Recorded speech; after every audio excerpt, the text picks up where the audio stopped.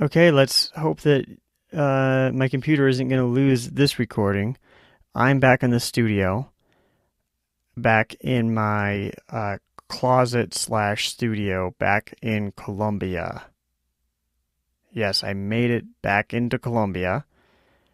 Um, I guess I want to tell you about what has transpired since the previous note and what my situation is, and then also thank the very many of you who have shown concern and who have reached out to help and stuff. Right now it is midnight. I got up at about 5 this morning and got on a couple of planes and came here to Colombia and got a tourist stamp. Now, since the last time that I was talking about this issue of having my visa rejected, certainly a lot of people reached out. They had advice. They connected me with people.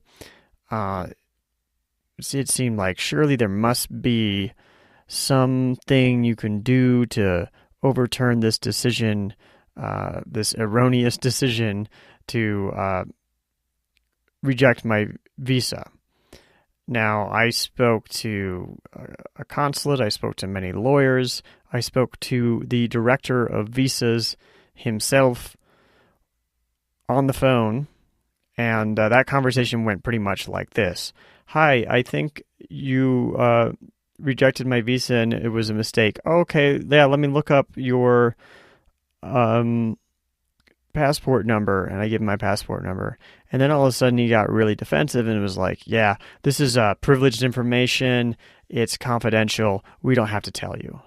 Which to me is the reason that I would give if I had no reason at all. So that is the thing they can do. They can have no reason to reject your visa.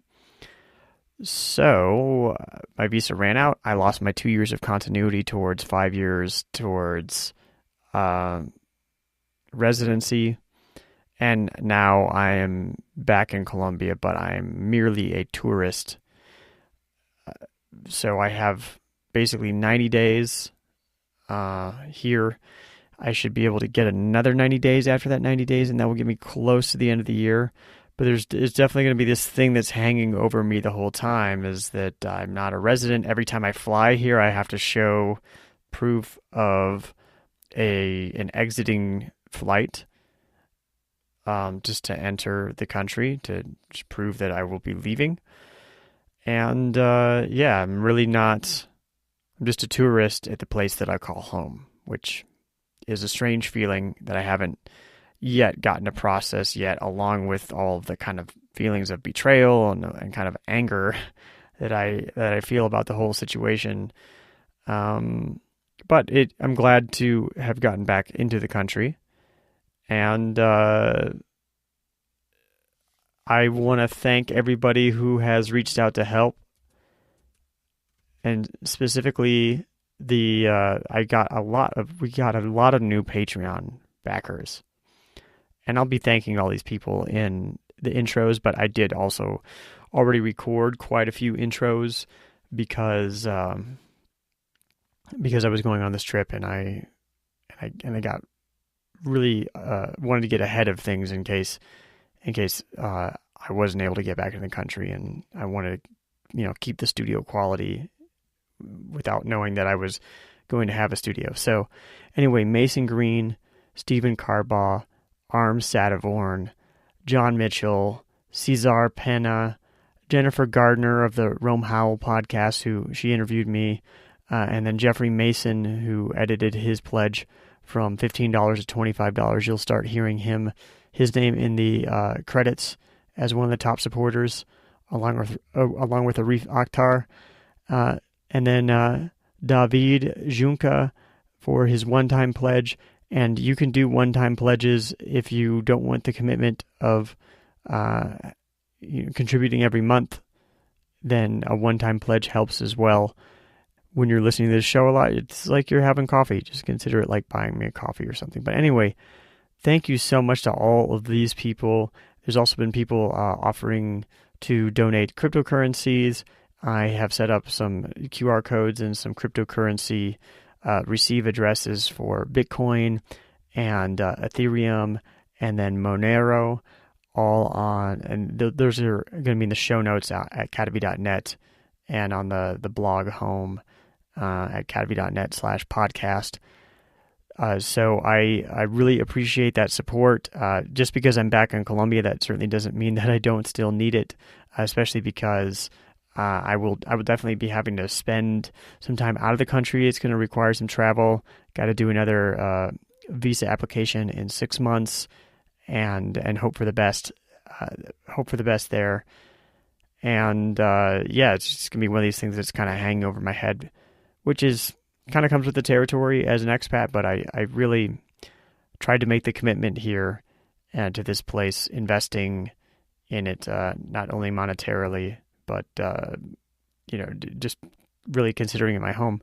And so it's unfortunate to merely be a tourist, but it's nice to be here as well. And yes, I know that I'm aware that this is how a lot of people feel when they try to visit the United States. I mean, I know that my girlfriend and we tried to get her a visa to visit the United States a couple of years ago, and she was denied for that. So she's not allowed to visit the United States. Of course, I have plenty of people just telling me that I should just get married. I've never really wanted to get married. I'm not really into that, but it might be an option. I guess this is sometimes bureaucracy sometimes it's difficult to operate in the bureaucracy that is the real world without such things. So that's it. I can't really process everything right now. It's definitely this experience is going to affect me in some way. I'm not exactly sure how yet. I certainly feel slighted and betrayed by the country of Colombia, and I know that it's not personal. It's just the way that bureaucracy works sometimes. So it's good to be back here. I'm very, very tired right now, so I'm not the best at stringing together words at the moment, but I wanted to capture the freshness of this moment of getting back and not being sure that I was going to make it back here. And I wanted to update you as soon as I could about the situation, because I know a lot of you have expressed your concern. So thank you so much for that concern. Thank you so much for that help. And you should keep getting podcast episodes as if nothing ever happened. All right. Good night or good morning.